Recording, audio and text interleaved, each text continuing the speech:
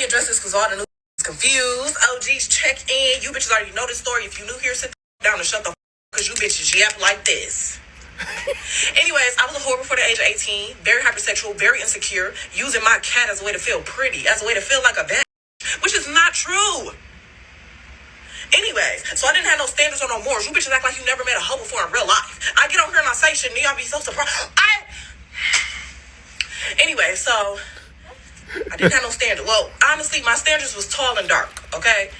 Check the list. What my baby daddy is. He tall and dark. Okay, so let's get into that. I met my baby daddy at a Super Bowl party when I was 18. I hit him the first night. You could tell he don't get no because he got attached, okay? That part. Every day after I hit him, he was calling me, trying to pick me up, take me to work. I'm like, damn.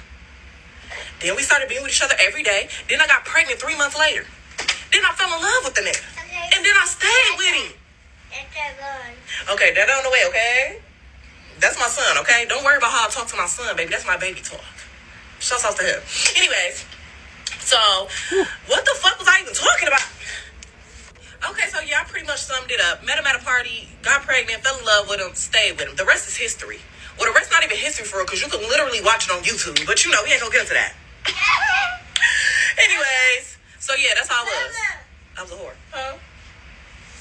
All right, so as y'all can see, that story right there was a video of a self-proclaimed thought telling her story how she met a guy, she fell in love with a guy, started a family with a guy, and they're continuing to live happily ever after. Now, if you wonder why I got different clothes, because yesterday I made a video on this, and I ain't like it, so this is take number 4, all right? The reason why I'm telling you these types of things is because I had a friend who called me recently, and I ain't talked to him in years, but he's a really good friend of mine. He told me a story about how he fell in love with his female. He said, man, it's right on time because I had came across your content. He came across my content about relationships and female nature and things like that. And he's like, man, I got to call this guy. So he talked to me and he told me a story about how he fell in love with this female. That was a thought. A thought.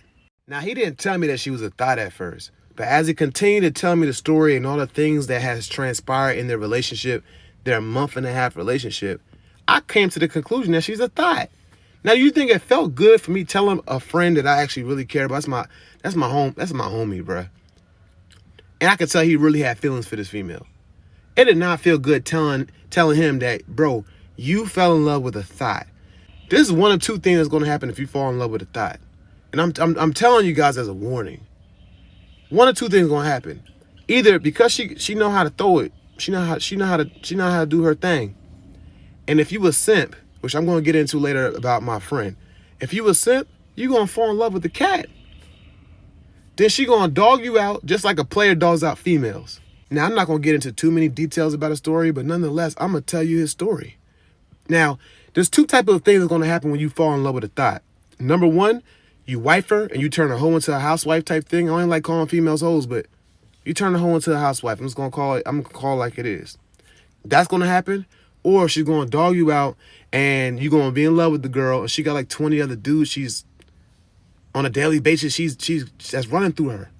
In my opinion, if you ask me, neither one of those are happily ever after. Because if you fall in love with a thought like my friend and she breaks your heart and she tells you, like she told him, that he's on the waiting list, you're going to have your heart invested into that female and she done moved along and then she contacts you every now and again to keep you close.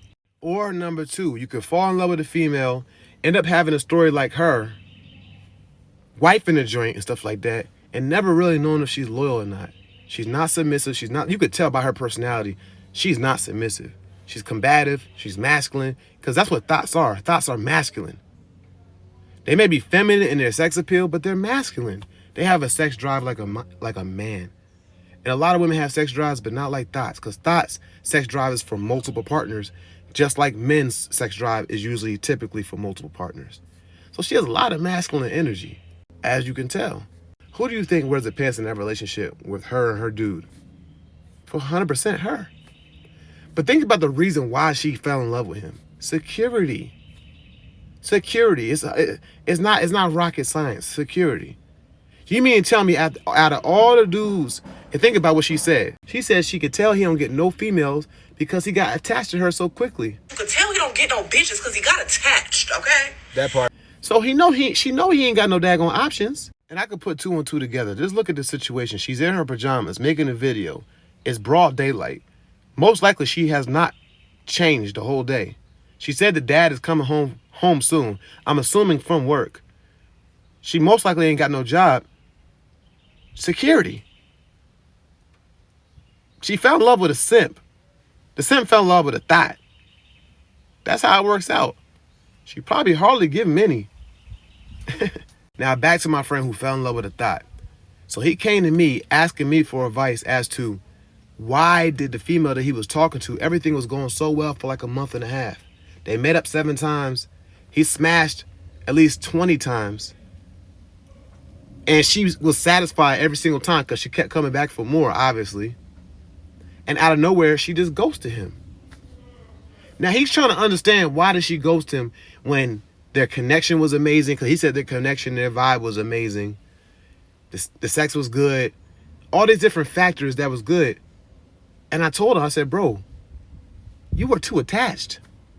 See, I know in our minds, and I know the way we think that by being attached or by being good to a woman and stuff like that, being available for her emotionally, always being there and spending a lot of time with her and stuff, I know we think because that's what they say and that's what it seems like they want for a time period, it seems like we're doing the right thing. And when you really like a female, you really don't want to be around no other females. But in a female's thinking, what that equates to is that you don't have any options, therefore you have low value. So she had high value for him at first, but because he was so clingy and attached and doing simp-like stuff, she lost attraction for him. She lost interest for him. Now, mind you, my friend makes good money. In a sense of what Kevin Samuel says, he's a high-value man. A man makes over $100,000 a year. And not just like a little bit over $100,000. Like, he makes good amount over $100,000 a year.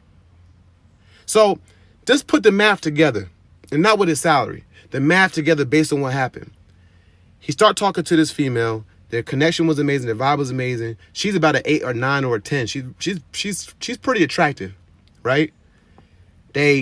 For a month and a half, everything's going well. She's texting back fast.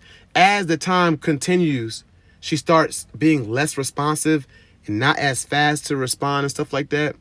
He's not playing any games with her, which I don't feel like men should play games with females at all. But she knows the whole time that this dude makes 100 plus K a year, 100K plus a year. She knows that. So when things start getting rocky with the relationship, really her start showing him less attention and him drawing towards her more, he's wondering and he's asking her, you know, what's going on, what happened and everything. And she told him that you're on my waiting list. Why do you think that?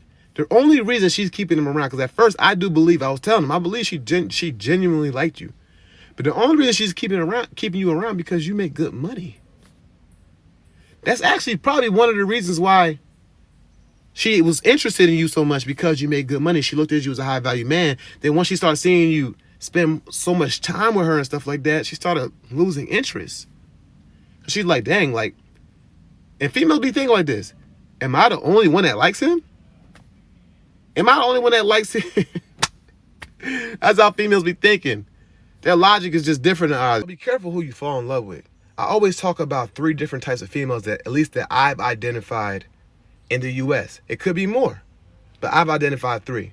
There's a traditional woman, which most men want, but typically traditional women aren't as freaky as a modern day woman. So that's the second one, modern day woman. And the modern day women usually aren't nearly as freaky as the thoughts. So you got traditional women, modern day women, and thoughts. The higher the sex drive, the thottier the woman. All right? The more modest the woman, the less freakier, the more traditional she is. And that's the trade-off with a lot of dudes, because a lot of dudes, we be wanting the freakiest of the freakiest women, but they be thoughts. If you want a good woman, she's probably not going to be a freak with the sheets. I'm just being real with you. So there's the trade-off. You can have a great time in a bed with a thought that you wifed up, that you're skeptical of her loyalty and her character, but she great in the bed. Or you could be a traditional woman who may not be that good in bed, but every other area she's pretty decent in. You know what I'm saying? Like, last thing I want to say, and I feel like it's very important. All because you connect with somebody, you have a good vibe with somebody, good connection with somebody, doesn't mean that they have good character automatically. So what I'm saying is, you can fall in love with a thought because y'all connection is great and y'all have fun and she's amazing, you enjoy your time around her. she still has characteristics of thotty ways. You understand where I'm coming from? So I feel like a lot of people are trying to understand how to do relationship stuff and things like that and don't look at the full picture. That's why Kevin Samuels always talks about duty. It's not about always feelings. It's about duty. It's about people understanding their responsibilities and things like that. Because connection just by itself is not going to determine a successful relationship if she don't have the character. Now, a thought is just one form of a character. Another one could be lazy. Another one could be a female who's terrible with finances. It's all different types of things. You see what I'm saying? So I meant to say that in the video, and I forgot to say it.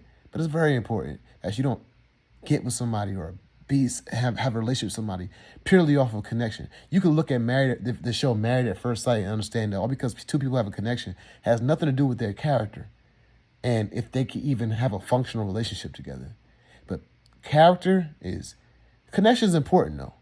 I mean, connection is important, but whenever you're just completely one-sided in one particular area and don't consider the other areas, that's never a wise choice. A well-balanced is the best way to go about things. You know what I'm saying?